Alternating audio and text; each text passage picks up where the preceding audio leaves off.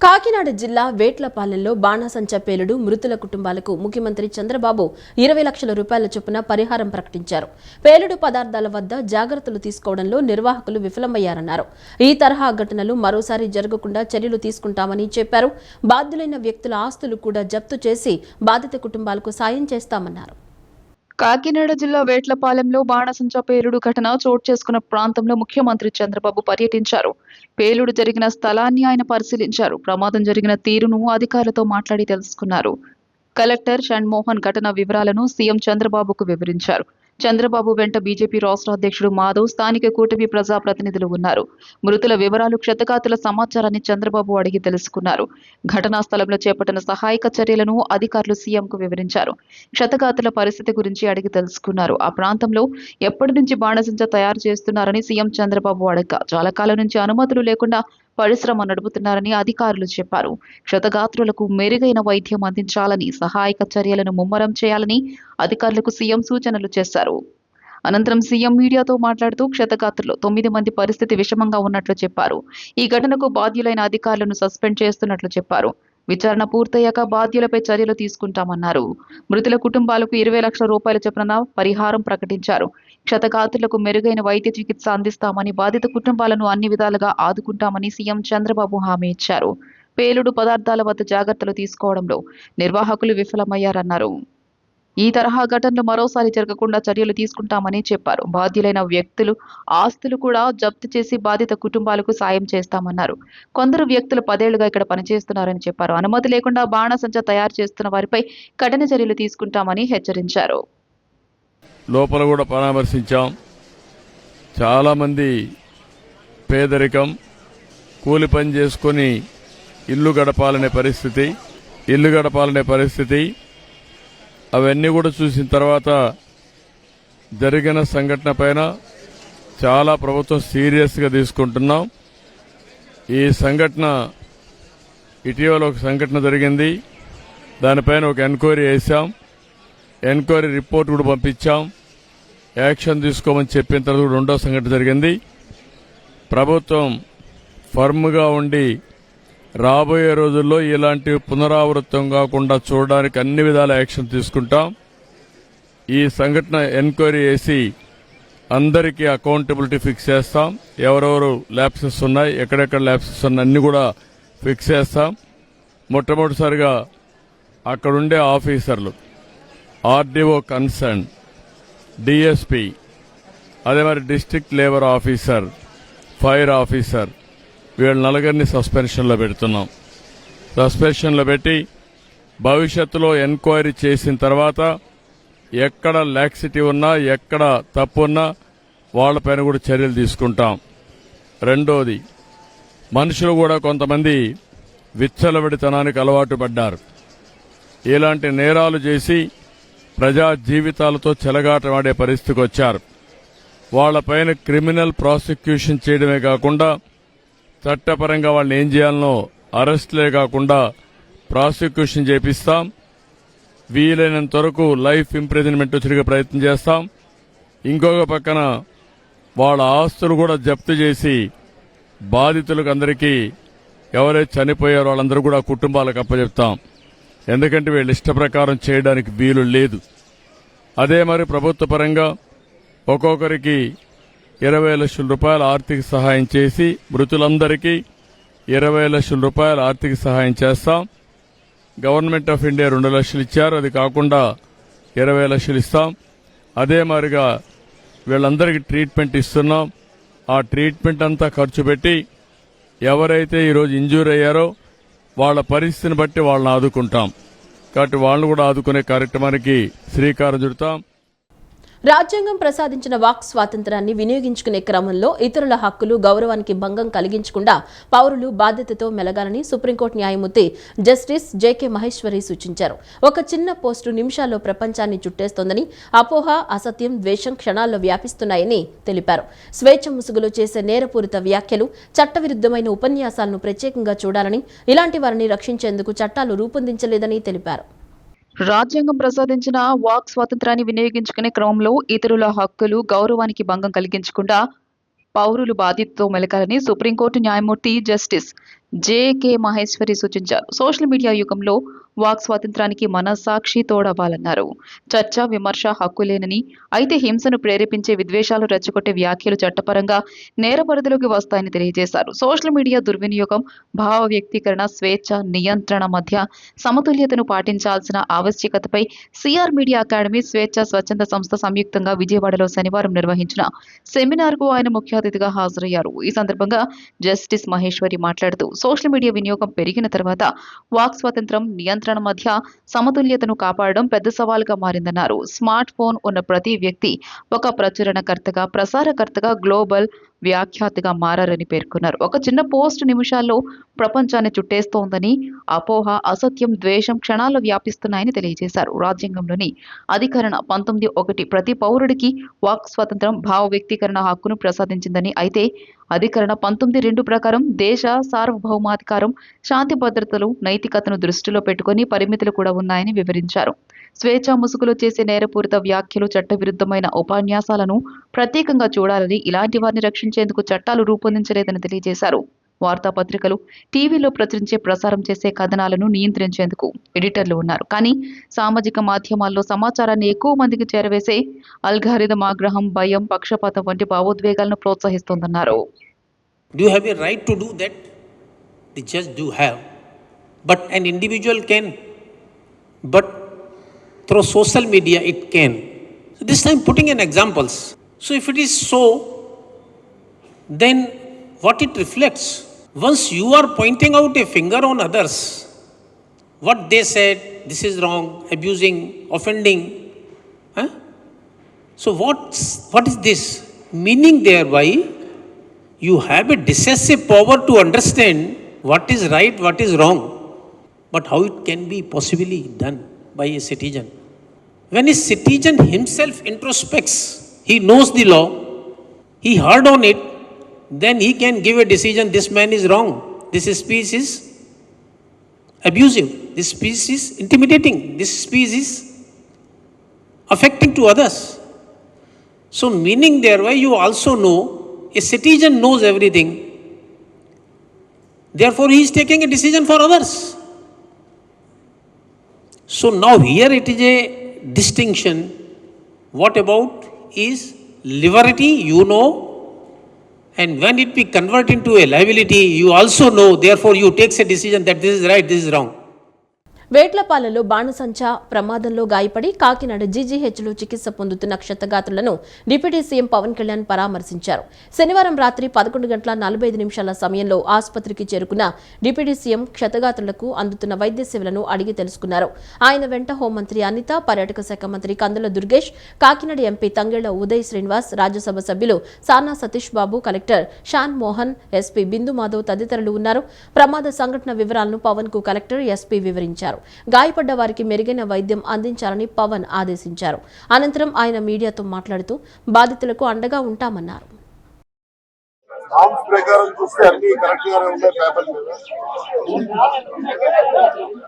జాతరలు, పండుగలు ఉన్నాయని చెప్పేసి వీళ్ళు అడిషనల్గా 5 మంది ఉండాల్సిన చోట 8 మంది ఉండాల్సిన చోట దాదాపుగా అదనంగా ఉన్నారు. ఓనర్స్ కూడా బాధ్యత తీసుకోవాలి. 8 మంది పనిచేయాల్సిన చోట, 8 మంది పనిచేయాల్సిన చోట పోలీసు వచ్చినప్పుడు అందరూ కరెక్ట్గా ఉన్నారు. ఎవరు ఇన్స్పెక్టర్ లేదంటే మటుకు అదనంగా తీసుకొని చేయడం జరుగుతుంది. వృత్తి చాలా డేంజరస్. అదే ఎస్పీ గారితో, కలెక్టర్ గారితో మాట్లాడుతూ భవిష్యత్తులో దీన్ని ఎలా నివారించవచ్చు అంటే, ఇది ఒకటి లైవ్లీహుడ్ పోతే, ఇంకోటేమో నామ్స్ ఎలా చేయాలనే దాన్ని ఆలోచిస్తూ ఉన్నారు. రాబోయే ముందు ముఖ్యమంత్రి గారితో మాట్లాడారు.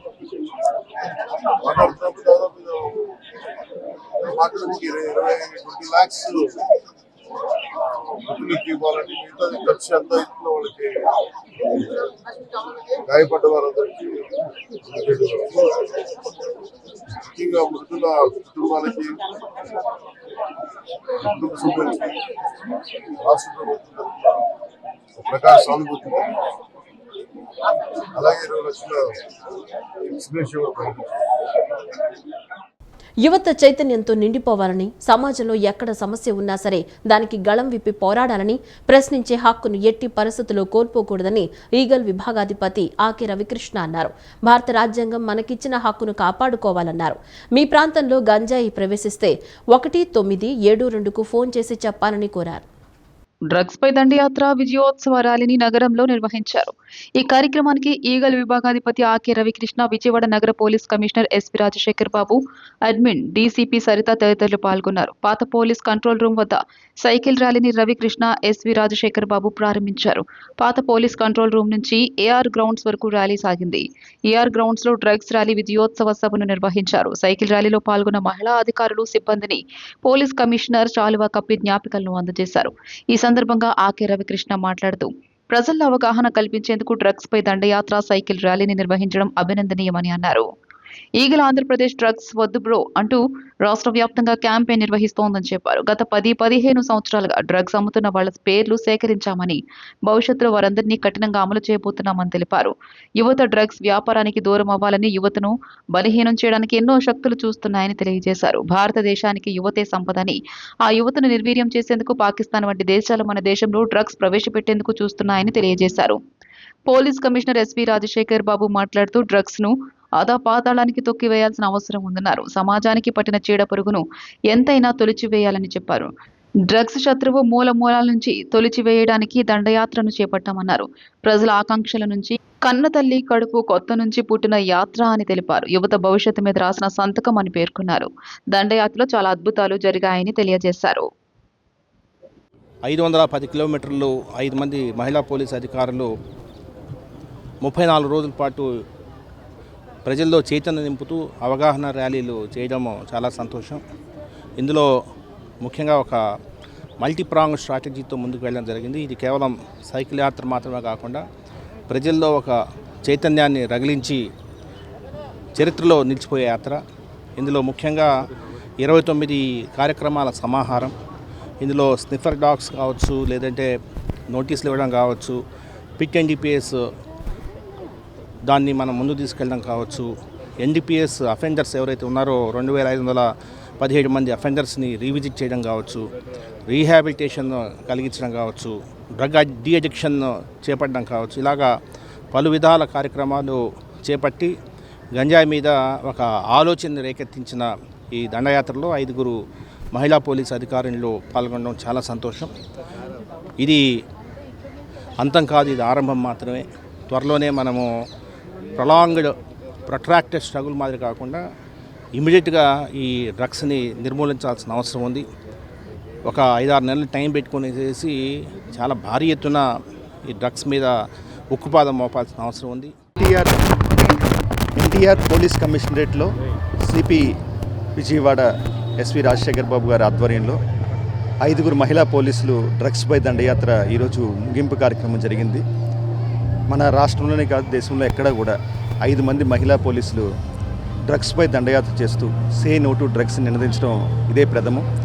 వాళ్ళందరికీ కూడా ప్రత్యేకంగా యువతలోని చైతన్యం తీసుకొచ్చినందుకు, అదేవిధంగా మీ ప్రాంతంలో ఎక్కడైనా సరే గంజాయి ప్రవేశిస్తే ఇంకా 197 కాల్ చేయాలని చెప్పేసి ఒక ప్రత్యేకమైన క్యాంపెయిన్ లాంచ్ చేసినందుకు అందరికి కూడా ప్రత్యేకంగా ఈగల్ ఆంధ్రప్రదేశ్ తరఫున ఎన్టీఆర్ జిల్లా పోలీసులందరికీ కూడా ప్రత్యేకంగా అభినందనలు. Thank you.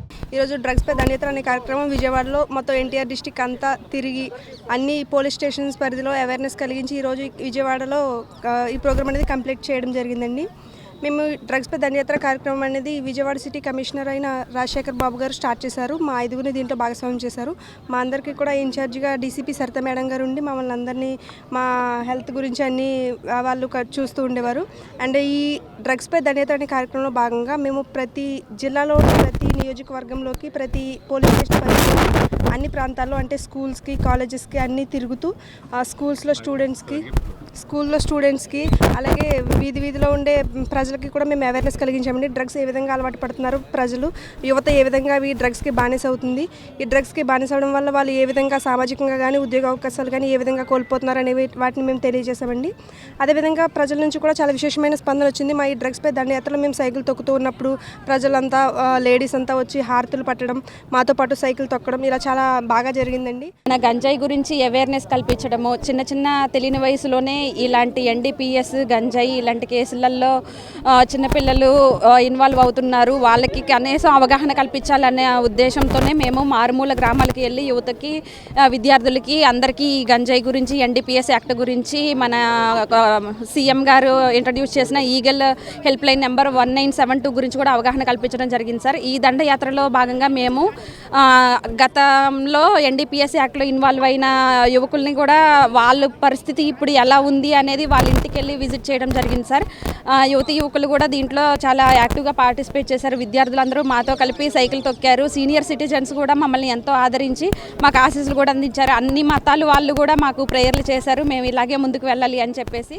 సామాజిక చైతన్యం కల్పించే కార్యక్రమాలు ఒకవైపు, మరోవైపు నేరాలు తగ్గించే విధంగా ముందుకు వెళ్లాల్సిన అవసరం ఉందన్నారు. ఎన్టీఆర్ జిల్లా పోలీస్ కమిషనరేట్ ప్రజాసేవకు అంకితమై ముందుకు వెళుతూ మరిన్ని సేవా కార్యక్రమాలు చేస్తామని తెలిపారు. సైబర్ నేరాల మీద విస్తృతమైన అవగాహన కార్యక్రమాలు చేయాల్సిన అవసరం ఉందన్నారు. పౌరులు సైబర్ క్రైమ్ బారిన పడకుండా రక్షించుకోవాల్సిన బాధ్యత ఎంతైనా ఉందని చెప్పారు. డ్రగ్స్ పై దండయాత్ర కార్యక్రమం విజయవంతమైన సందర్భంగా మెడ్ప్లస్ వారి సౌజన్యంతో సురక్ష కమిటీ ఆధ్వర్యంలో 150 మంది విద్యార్థినులకు సైకిళ్ల పంపిణీ కార్యక్రమాన్ని నగరంలోని ఏఆర్ గ్రౌండ్స్ లో నిర్వహించారు.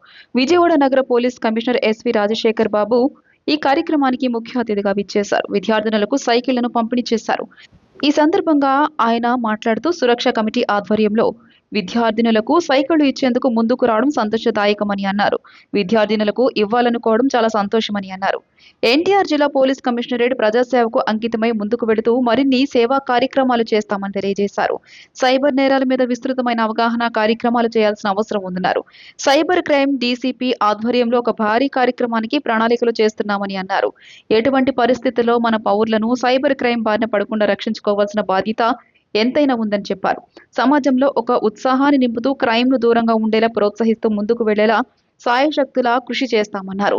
సురక్ష కమిటీ కన్వీనర్ నర్సయ్య మాట్లాడుతూ డ్రగ్స్ పై దండయాత్ర కార్యక్రమం అత్యంత విజయవంతమైన సందర్భంగా మెడ్ప్లస్ వారి సౌజన్యంతో 95% పైన మార్కులు వచ్చిన విద్యార్థినులను గుర్తించి 150 సైకిళ్లు ప్రోత్సాహంగా ఇవ్వడం జరిగిందన్నారు. ఇతర విద్యార్థులు కూడా స్ఫూర్తిగా తీసుకుని చదువుకోవడానికి అవకాశం ఉంటుందన్నారు. సురక్ష కమిటీ వారు ఈరోజు మెడ్ సిటీ వారి సౌజన్యంతో దాదాపు 150 సైకిల్స్ని గర్ల్స్ స్టూడెంట్స్కి ఇవ్వాలని వారు నిర్ణయించుకోవడం చాలా సంతోషం. 95% కంటే ఎక్కువ వచ్చిన పిల్లల్ని వారిని ప్రోత్సహిస్తూ ఈరోజు సైకిల్స్ని వారికి ఇవ్వడం జరిగింది. సురక్షా కమిటీ సభ్యులకి ముఖ్యంగా నర్సయ్య గారికి ధన్యవాదాలు తెలియజేస్తూ ఈ కార్యక్రమము సామాజిక చైతన్యం కలిగించే కార్యక్రమాలు ఒకవైపున, మరొక వైపున క్రైమ్ను తగ్గించే విధంగా మనం ముందుకెళ్లాల్సిన అవసరం ఉంది. పోలీస్ శాఖ, ఎన్టీఆర్ జిల్లా పోలీస్ కమిషనరేట్ మరొకసారి ప్రజాసేవలో అంకితమవుతూ ముందుకెళ్లే మరిన్ని కార్యక్రమాలు త్వరలోనే చేపడతాము. సైబర్ నేరాల మీద విస్తృతమైన అవగాహన చేయాల్సిన అవసరం ఉంది. సైబర్ క్రైమ్ డీసీపీ గారి ఆధ్వర్యంలో ఒక భారీ ప్రోగ్రామ్ని మనము ప్లాన్ చేస్తున్నాము. ఎటువంటి పరిస్థితుల్లో మన పౌరుల్ని సైబర్ క్రైమ్ బారిన పడకుండా రక్షించుకోవాల్సిన బాధ్యత ఎంతైనా ఉంది. సో దానికి ఎలాగా మనం ముందుకెళ్లాలనే ఉద్దేశంతో చాలా కార్యక్రమాలు ప్లాన్ చేస్తున్నాము. అత్యంత విజయవంతంగా పూర్తయిన సందర్భంగా మనం మెడ్ప్లస్ వారితో సంప్రదించి దీనికి గుర్తుగా 95% మార్కులు ఎక్కువ వచ్చిన ఆడపిల్లలకి ఈ 150 సైకిళ్ళు ఈ రోజున ప్రోత్సాహంగా ఇవ్వడం జరిగింది. వీళ్ళు స్కూల్కి వెళ్ళి చక్కగా సైకిల్ వేసుకెళ్తుంటే 95% మార్కులు వచ్చినాయి కాబట్టి ఇచ్చారు, మాకు కూడా ఇస్తారని ఇంకా మిగతా పిల్లలు కూడా చదువుకోవడానికి అవకాశం ఉంటుంది. వీళ్ళు జాగ్రత్తగా ట్రాఫిక్ రూల్స్ ప్రకారం జాగ్రత్తగా వెళ్ళండమ్మా అని చెప్పి పంపించాం. రాజమండ్రి కల్తీపాల ఘటనలో అస్వస్థతకు గురైన వారిలో 15 మందికి వైద్యం కొనసాగుతుందని మంత్రి నిమ్మల రామానాయుడు అన్నారు. తమది మానవత్వం ఉన్న ప్రభుత్వమని, ఖర్చెంతైనా వెనుకాడేది లేదని స్పష్టం చేశారు. బాధితులకు ఆసుపత్రుల్లో అందుబాటులో ఉన్న అన్ని రకాల పరీక్షలు చేయించినట్లు తెలిపారు.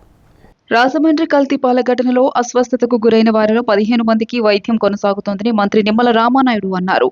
ఆసుపత్రి చికిత్స పొందుతున్న బాధితుల కుటుంబ సభ్యులను ఆయన పరామర్శించారు. ప్రస్తుతం 11 మందికి వైద్యులు వెంటిలేటర్పై డయాలసిస్ చికిత్స అందిస్తున్నారని మంత్రి తెలియజేశారు. బాధితుల వైద్యానికి ఎంత ఖర్చైనా వెనకాడకుండా ఉత్తమ వైద్యం అందేలా చర్యలు తీసుకోవాలని సీఎం ఆదేశించినట్లు తెలిపారు. ప్రస్తుతం ఆసుపత్రిలో చికిత్స పొందుతున్న వారికి మెరుగైన వైద్యం అందిస్తున్నామని, బాధితుల కుటుంబ సభ్యులు కూడా వైద్యంపై సంతృప్తిగా ఉన్నట్లు వెల్లడించారు. తమది మానవత్వం ఉన్న ప్రభుత్వమని, ఖర్చెంతైనా వెనకాడేది లేదని స్పష్టం చేశారు. బాధితులకు ఆసుపత్రిలో అందుబాటులో ఉన్న అన్ని రకాల పరీక్షలు చేయించినట్లు తెలియజేశారు. పాల కల్తీకి కారణమైన కూలెంట్ లీక్ బాక్స్ ను సీజ్ చేసి పరీక్షలకు పంపినట్లు తెలిపారు. పాలను సరఫరా చేసే వ్యాపారి ఇథిలిన్ గ్లైకాన్ తక్కువ రేటుకే వస్తోందని, కూలెంట్ కు వాడారని, దానివల్ల ఇదంతా జరిగినట్లు ప్రాథమిక అంచనాకు వచ్చినట్లు తెలియజేశారు. FSL రిపోర్టులు ఈ రోజు వస్తాయని అంచనా వేస్తున్నామని, రిపోర్టుల ఆధారంగా తదుపరి చర్యలు తీసుకుంటామని తెలియజేశారు.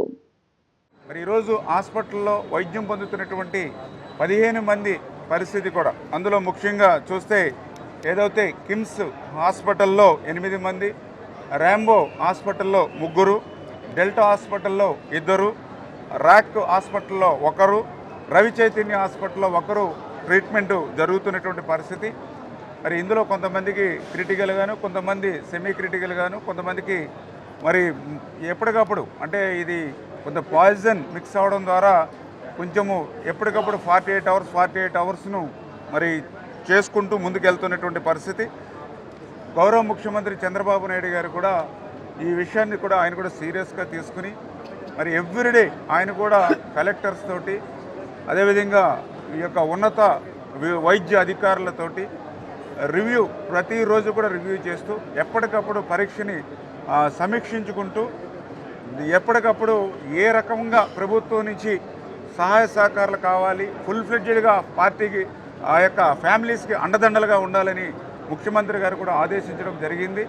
అందులో భాగంగానే మరి పర్టికులర్గా మరి యొక్క ఎవరైతే హాస్పిటల్లో వైద్యం పొందుతూ ఉన్నారో వాళ్ళందరికీ కూడా మరి బాగా డాక్టర్ రవిరాజు గారు ప్రముఖ నెఫ్రాలజిస్టు విశాఖపట్నం, ఆయన్ని కూడా మరి యొక్క రాజమండ్రి తీసుకుని వచ్చి ఆయన నేతృత్వంలో ఈ 15 మందికి కూడా ట్రీట్మెంట్ జరుగుతున్నటువంటి పరిస్థితి.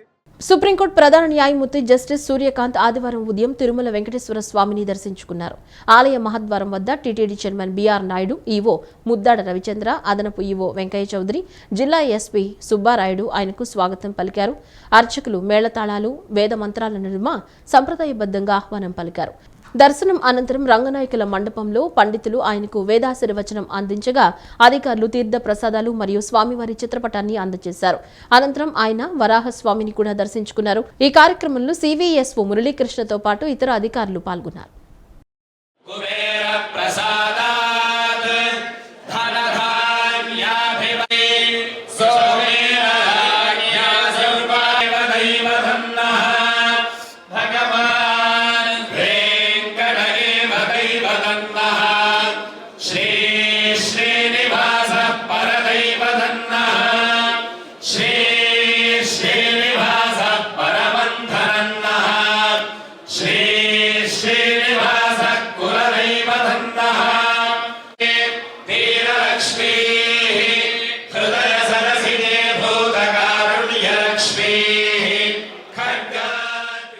మంగళగిరిలో పాల కేంద్రాలపై ఫుడ్ సేఫ్టీ అధికారులు మెరుపు తనిఖీలు చేశారు. ఫుడ్ సేఫ్టీ ఆఫీసర్ బి నరసింహుడు, వెంకటేశ్వర్లు తమ సిబ్బందితో కలిసి ఈ దాడులు చేపట్టారు. మొత్తం 5 పాల శాంపిల్స్ సేకరించి విశ్లేషణ కోసం హైదరాబాద్లోని ల్యాబొరేటరీకి పంపించారు. ల్యాబ్ రిపోర్టులో కల్తీ జరిగినట్లు తేలితే సంబంధిత వ్యక్తులపై కఠిన చట్టపరమైన చర్యలు తీసుకుంటామని అధికారులు హెచ్చరించారు. మంగళగిరి పట్టణంలోని పలు ప్రాంతాల్లో ఉన్న ప్రైవేటు పాల డైరీలు, విక్రయ కేంద్రాలపై ఫుడ్ సేఫ్టీ అధికారులు ఆకస్మిక తనిఖీలు నిర్వహించారు. స్టేట్ ఫుడ్ సేఫ్టీ కమిషనర్ మరియు గుంటూరు అసిస్టెంట్ ఫుడ్ కంట్రోలర్ ఆదేశాల మేరకు ఫుడ్ సేఫ్టీ ఆఫీసర్ బి నరసింహుడు, వెంకటేశ్వర్లు తమ సిబ్బందితో కలిసి ఈ దాడులు చేపట్టారు. ఈ తనిఖీల్లో భాగంగా సరైన లైసెన్సులు లేని 4 రిటైల్ షాపులను అధికారులు గుర్తించి వారికి నోటీసులు జారీ చేశారు. తనిఖీల సందర్భంగా అధికారులు మొత్తం 5 పాల శాంపిల్స్ సేకరించి విశ్లేషణ కోసం హైదరాబాద్లోని ల్యాబొరేటరీకి పంపించారు. ల్యాబ్ రిపోర్టులో కల్తీ జరిగినట్లు తేలితే సంబంధిత వ్యక్తులపై చట్టపరమైన కఠిన చర్యలు తీసుకుంటామని అధికారులు హెచ్చరించారు. పట్టణంలో ఇంకా 10 డైరీలను తనిఖీ చేయాల్సి ఉందని, త్వరలోనే వాటిని కూడా పూర్తి చేస్తామని వెల్లడించారు. ఈ శాంపుల్స్ దీన్ని మనము హైదరాబాద్ లో ల్యాబ్ పంపిస్తాము, స్టేట్ ఫుడ్ ల్యాబొరేటరీకి కానీ లేకపోతే ఇంతాకి కానీ. ఈ రిజల్ట్స్ ను బేస్ చేసుకొని దీంట్లో ఏదైనా ఫాల్ట్ ఉంటే మాత్రం వీళ్ళ మీద యాక్షన్ తీసుకోబడుతుంది. ప్లస్ వీళ్ళకందరికీ లైసెన్సులు లేవు, అందువల్ల వీళ్ళకందరికీ నోటీసులు ఇవ్వడం జరిగింది. వీళ్ళకు 14 days టైం ఇస్తున్నాం. ఈ టైం లోపల వీళ్ళు ఏం లైసెన్స్ తీసుకోకపోతే వీళ్ళ మీద వీళ్ళకి 10 లక్షల వరకు పెనాల్టీ వేయబడుతుంది. ఎవరైనా సరే మనకు సేల్ చేస్తే ఎవరైనా తీసుకోవాలి, ఇంటికి ఉన్నా సరే వాళ్ళైనా సరే తీసుకోవాల్సిందే లైసెన్స్. అంటే బేస్డ్ ఆన్ టర్న్ ఓవర్ 12 లక్షల లోపల అబోవ్ ఉంటే మాత్రం లైసెన్స్ కంపల్సరీ తీసుకోవాలి, లేకపోతే అంతకన్నా తక్కువ ఉంటే రిజిస్ట్రేషన్ తీసుకోవాల్సి. అంటే వీళ్ళు ఏంటంటే అప్పుడప్పుడు పెట్టేసుకొని వెళ్ళిపోతూ ఉన్నారు. అంటే మార్నింగ్ కానీ ఈవినింగ్ కానీ వచ్చేసి అమ్ముకోవడం వెళ్ళిపోవడం అటువంటివి ఇక్కడ మంగళగిరిలో ఎక్కువ ఉన్నాయి. ఈ డైరీలు ఇట్లా ఈ విధంగా రిటైల్ యూనిట్లు పెట్టుకునే మాత్రం తక్కువ ఉన్నాయి, 10 లోపే ఉన్నాయి యూనిట్స్. ఫోర్టిఫైడ్ పీడీఎస్ బియ్యం పంపిణీని తాత్కాలికంగా నిలిపివేయడంపై ఏపీ రైస్ మిల్లర్స్ అసోసియేషన్ హర్షం వ్యక్తం చేసింది.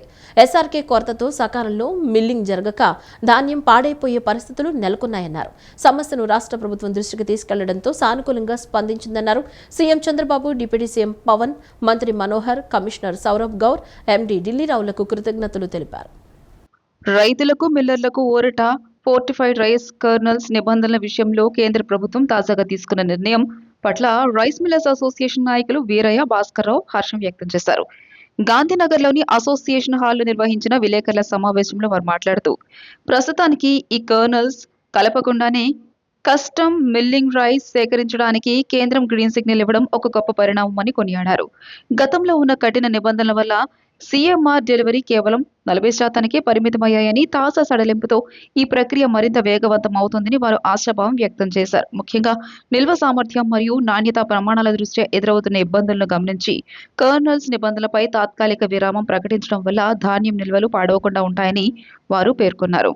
మిల్లర్ల విజ్ఞప్తిని మన్నించి సానుకూలంగా స్పందించిన కేంద్ర ఆహార శాఖ మంత్రికి వారు కృతజ్ఞతలు తెలియజేశారు. ఈ విజయం వెనుక ఆంధ్రప్రదేశ్ రాష్ట్ర ప్రభుత్వ కృషి ఎంతో ఉందని, ముఖ్యమంత్రి చంద్రబాబు నాయుడు మరియు ఉప ముఖ్యమంత్రి పవన్ కళ్యాణ్ కేంద్రంతో జరిపిన చర్చల ఫలితంగానే రైతులకు మేలు జరుగుతోందని వారు స్పష్టం చేశారు. సకాలంలో తీసుకున్న ఈ నిర్ణయం వల్ల అటు రైతులకు గిట్టుబాటు ధర, ఇటు మిల్లర్లకు నిర్వహణ భారంగా మారకుండా ఉంటుందని వారు వివరించారు. కొంత పీరియడ్ అన్నా కనీసం సడలు ఇచ్చండి, సడలు లేకపోతే ధాన్యం అన్నీ బయట పెట్టేసి ఉంటాయి మిల్లుల దగ్గర, అవన్నీ పాడైపోతాయి, మరి ఎవరికి పనికి రాకుండా పోతాయి, వాళ్ళంత ఫుడ్ గ్రెయిన్ లాస్ అవుద్ది అనే ఉద్దేశంతో వీళ్ళు రిక్వెస్ట్ చేయటం. తర్వాత మన గవర్నమెంట్, ఆంధ్ర రాష్ట్ర గవర్నమెంట్ కూడా దీని మీద అనేక పర్యాయాలు ఢిల్లీ అధికారులతో చర్చలు జరిపి వాళ్ళను ఒప్పించి చివరికి ప్రస్తుతానికైతే ఢిల్లీ ఈ కెర్నల్స్ లేకోకుండా రైస్ తీసుకోవడానికి వాళ్ళు అంగీకరించారు.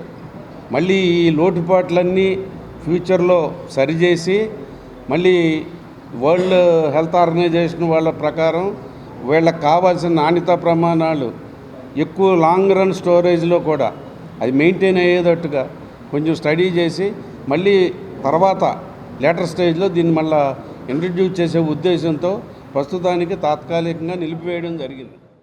కస్టమ్ మిల్లింగ్ ఆడిచ్చి ప్రభుత్వానికి సరఫరా చేస్తే ఎమ్మటి కావాల్సినటువంటి బియ్యం, పీడిఎస్ బియ్యం కానీ, మిడ్ డే మీల్స్ కానీ, ఐసిడిఎస్ పథకాలకు కానీ తగిన పరిమాణాలు అందుతాయి. కాబట్టి ప్రభుత్వం సరైన టైంలో ఇదివరకే ఒక నెల ముందు తీసుకున్నట్టు బాగుండేది. కానీ ఇప్పటికైనా సరైన నిర్ణయం తీసుకొని మరి భారత ప్రజలకి, మరి మిల్లర్స్కి, ఇటు రైతులకు కూడా మరి మంచి చేయడానికి కృషి చేసినటువంటి అందించిన జీవోకి మీకు మా రాష్ట్ర రైస్ మిల్ సంఘం తరఫున ధన్యవాదాలు తెలుపుతా ఉన్నాం. రైతులు కూడా ఈ విషయం చూసి చాలా హర్షం వ్యక్తం చేస్తున్నారు.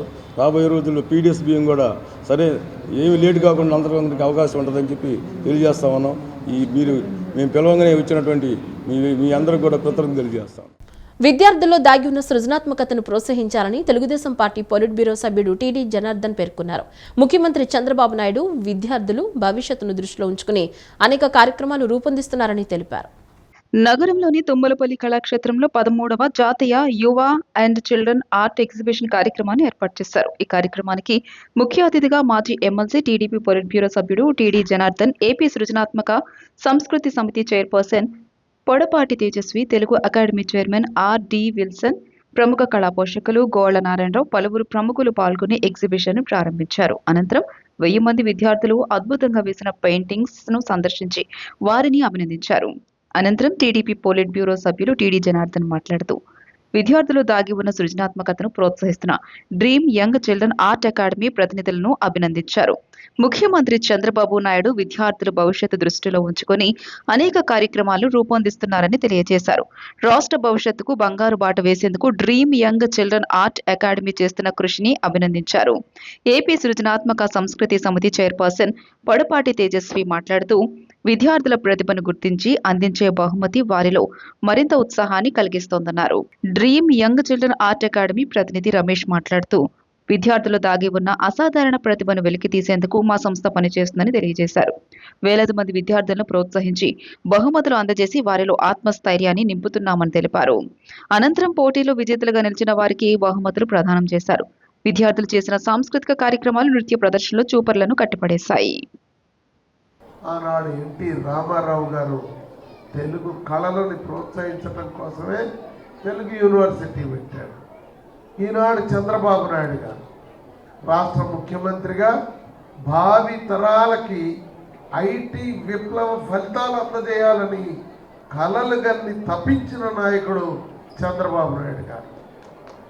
ఆయన కృషి వల్లనే ఈరోజు ప్రపంచంలో 120 దేశాల్లో తెలుగు వాళ్ళు ఉన్నారు. అమెరికాలో అత్యధికమైనటువంటి తలసరి ఆదాయం తెలుగోడే సంపాదిస్తూ ఉన్నారు. వివిధ రంగాల్లో నిష్ణాతులు ఈ కార్యక్రమాలని ప్రోత్సహించకపోతే కళలు మనందరికీ దూరం అవుతున్నాయి. ఇట్లాంటి సందర్భంలో క్లిష్టమైనటువంటి ఈ ఐటీ యుగంలో కూడా మా రమేష్ టీం మా అందరినీ పిలిచి ఈ కళలను ప్రోత్సహించినందుకు అభినందిస్తూ ఈ డ్రీమ్స్ సంస్థ చరిత్రలో నిలిచిపోయే విధంగా ఇంకా గొప్ప గొప్ప సామాజిక పరివర్తనకి సమాజాన్ని ప్రోత్సహించే విధంగా ఉత్తేజకరమైన కార్యక్రమాలు చేయాలని రమేష్ గారిని మనస్ఫూర్తిగా అభినందిస్తూ, మీ అందరూ ఈరోజు చాలా డిఫరెంట్ ఆర్ట్స్ చేశారు. ఈరోజు మీరు తీసుకున్న థీమ్ ఏదైతే ఉందో Viksit Bharat. Everybody here will come and say you are the future of our nation, you are the voice of our nation అని. మీ వాయిస్ ఏంటి, మీ మనసులో ఉన్న భావాలు ఏంటి తెలియజేయడానికి ఈరోజు వికసిత్ భారత్ ద్వారా మీరు బయట వేసిన ఆర్ట్స్ ఏవైతే ఉన్నాయో they are all really heart touching. మీ మైండ్ చాలా చిన్నదవ్వచ్చు, ఈరోజు మీకు ఇంకా ప్రపంచం మొత్తం తెలియకపోవచ్చు, బట్ మీరు ఎగ్జిబిట్ చేసిన ఆర్ట్ ఏదైతే ఉందో ఇట్ స్పీక్స్ వాల్యూమ్స్. అవి పెద్దవాళ్ళని సైతం ఆలోచింపజేసే విధంగా అద్భుతమైన ఆర్ట్స్ని మీ అందరూ వేశారు. ఈరోజు అవార్డు వచ్చినా రాకపోయినా you are better than all the friends who hasn't tried. National లెవెల్లో దాదాపుగా 300 స్కూల్ నుంచి పిల్లల్ని గ్యాదర్ చేసి అన్ని రాష్ట్రాల నుంచి ఈరోజు ఒక వేదికలో మేము ఎగ్జిబిషన్ చేయడం జరిగింది. దీనిలో విజయవాడ, కృష్ణా జిల్లా కాకుండా, ఆంధ్రప్రదేశ్ కాకుండా మిగతా రాష్ట్రాల నుంచి చాలామంది పిల్లలు ఇక్కడికి వచ్చి ప్రైజ్ డిస్ట్రిబ్యూషన్ చేసుకున్నారు. ఈరోజు మాకు చాలా సంతోషంగా ఉంది. ఈ ఆర్గనైజేషన్ ద్వారా మేము ఇలాంటి ప్రోగ్రాంలు చేయడం వల్ల ప్రతి సంవత్సరం మేము చాలా వేలల్లోనే వేలాదిగా పిల్లలకి మేము ఎంకరేజ్ చేస్తున్నాం. మా సంస్థ నుంచి ప్రోగ్రామ్ అంతా 1 డే చేస్తున్నామండి. ఈరోజు చిత్రాలుగా కాకుండా మేము 4 ఆర్ట్ ఫామ్స్ కూడా చేస్తున్నాము. యోగా, సిలంబ, తర్వాత కూచిపూడి. ప్రముఖులు దీనిలో పాల్గొని సంతోషంగా ఈ ప్రోగ్రాన్ని మీరు దిగ్విజయంగా ఆస్వాదించవచ్చు. ప్రముఖ వయోలిన్ విద్వాంసునిగా సంగీత ప్రపంచానికి నిరుపమాన సేవలు అందించడంతో పాటు జీవీఆర్ ప్రభుత్వ సంగీత కళాశాల నిర్మాణంలో కేవీ రెడ్డి అవిరళ కృషి చేశారని ప్రముఖ పారిశ్రామికవేత్త గోకరాజు గంగరాజు అన్నారు. సంగీత ప్రపంచంలో తనకంటూ ఒక ప్రత్యేక స్థానాన్ని సంపాదించుకున్న కేవీ రెడ్డి ఎంతో మందికి ఆదర్శప్రాయులన్నారు. ఆయన క్రమశిక్షణ, నిబద్ధతకు ప్రతిరూపమని పేర్కొన్నారు. దుర్గాపురం ఘంటసాల సంగీత కళాశాలలోని గోకరాజు గంగరాజు కళావేదికపై వయోలిన్ విద్వాంసుడు కేవీ రెడ్డి శతజయంతి మహోత్సవాన్ని ఆయన కుటుంబ సభ్యుల ఆధ్వర్యంలో ఘనంగా నిర్వహించారు. ముఖ్య అతిథిగా పాల్గొన్న ప్రముఖ పారిశ్రామికవేత్త గోకరాజు గంగరాజు మాట్లాడుతూ కేవీ రెడ్డి దృఢ సంకల్పంతో సంగీత కళాశాల నిర్మాణం పూర్తయిందని కొనియాడారు. స్థలం ఆక్రమణ ప్రయత్నాలను అడ్డుకొని అధికారుల నుంచి దాతల వరకు అందరినీ సమన్వయం చేశారని గుర్తు చేశారు. క్రమశిక్షణకు, సమయ పాలనకు కేవీ రెడ్డి మారుపేరుగా నిలిచారని ప్రశంసించారు. కేవీ రెడ్డి అల్లుడు వినయ్ రెడ్డి మాట్లాడుతూ వయోలిన్ విద్వాంసునిగా అందరికీ చిరపరిచితులైన కేవీ రెడ్డి ప్రభుత్వ సంగీత కళాశాల నిర్మాణం కోసం ఆహారహం శ్రమించారని తెలియజేశారు. సంగీత ప్రపంచంలో తనకంటూ ఒక ప్రత్యేక స్థానాన్ని సంపాదించుకున్న కేవీ రెడ్డి ఎంతో మందికి ఆదర్శప్రాయులన్నారు. ఆయన క్రమశిక్షణ, నిబద్ధతకు ప్రతిరూపమని పేర్కొన్నారు. సంగీత సన్మండలి స్థాపన, త్యాగరాజస్వామి ఆరాధన ఉత్సవాల నిర్వహణ, ఉన్నత ప్రమాణాలతో సంగీత ప్రదర్శనలు సంగీతాభివృద్ధి పట్ల ఆయనకున్న నిబద్ధతకు నిదర్శనమని వినయ్ రెడ్డి వివరించారు. ఆ మహనీయుని శతజయంతి ఉత్సవాలు జరుపుకోవడం సంగీత ప్రపంచానికే కాక కుటుంబ సభ్యులుగా తమకు ఎంతో ఆనందంగా ఉందని చెప్పారు. రాష్ట్ర సాంస్కృతిక శాఖ డిప్యూటీ డైరెక్టర్ పెంచలయ్య, సంగీత కళాశాల ప్రిన్సిపల్ జ్యోతిర్మయి, వయోలిన్ విద్వాన్ అన్నవర్పు రామస్వామి, అయ్యగారి శ్యామ్ సుందర్, దండమూడి సుమతి రామ్మోహన్, డాక్టర్ జి సమరం తదితరులు పాల్గొని కేవీ రెడ్డి సేవలను, ఆయనతో తమకున్న అనుబంధాన్ని గుర్తు చేసుకున్నారు. ఈ కార్యక్రమంలో ప్రముఖ గాయకులు మోదుమూడి సుధాకర్తో పాటు కేవీ రెడ్డి కుటుంబ సభ్యులు శైలజ, కల్పన, సంగీతాభిమానులు పాల్గొన్నారు. దీని ప్రత్యేకత ఏంటంటే ముందు వెనకాల కూడా మనం వాడుకోవడానికి అవకాశం ఉండేటట్టుగా నిర్మించాం. మరి దీనిని నిర్మించడం కోసం నా సొంత డబ్బుతో ఈ కార్యక్రమం పూర్తి చేశాను. దీని ఇనాగరేషన్స్కి బాలసుబ్రహ్మణ్యం గారు వచ్చారు. వారు మాట్లాడుతూ, రాజుగారు నేను ప్రతిరోజు పూజ చేసినప్పుడు ఒక సెకండ్ మిమ్మల్ని తలుచుకుంటానని చెప్పారు. అందుకని ఆనందంగా ఉంటుంది. అలా ఈ ప్రాంగణంలో ఇది నిర్మించడం జరిగింది. మరి ఇదంతా దీనికి మూల కారణం కేవీ రెడ్డి గారు. వారంటే నాకు అమితమైన గౌరవం. ఆ వ్యక్తి మామూలు వ్యక్తి కాదు. కళాకారులు వారి వారి విద్యలో ఎంతో ప్రాముఖ్యత ఉంటుంది. కానీ మరి కేవీ రెడ్డి గారు ఈజ్ అన్ ఆల్రౌండర్. అంటే రాజకీయవేత్తలతో పరిచయాలు, అలాగే వారి మరి విద్యలో కూడా ప్రాముఖ్యత పొందుతూ అనేక కార్యక్రమాల్లో పాల్గొంటూ మరి వారికి కూడా మంచి బిరుదులు కూడా, సంగీత కోవిల్లోని బిరుదు కూడా విజయనగరంలో జరిగిన కార్యక్రమంలో కూడా వారికి వచ్చినట్టు మనం ఇప్పుడు చూసాం. అటువంటి మహోన్నత వ్యక్తి. ఇంకేదంటే వారు లేకపోతే కాలేజీ ఉండేది కాదు. నాకు తెలుసు ఎంత శ్రమించారో, మమ్మల్ని నిద్రపోనివ్వలేదు. ఎంతోమంది శిష్యులను తయారు చేశారు. ఇక్కడ సంగీత సన్మండలి స్థాపించి ప్రతి సంవత్సరం త్యాగరాజ ఆరాధోత్సవాలు జరిపిస్తున్నారు. వారి ఆధ్వర్యంలో జరిగేవి. ఇప్పుడు అది కంటిన్యూ అవుతుంది. ఇప్పుడు కూడా కంటిన్యూ అవుతుంది.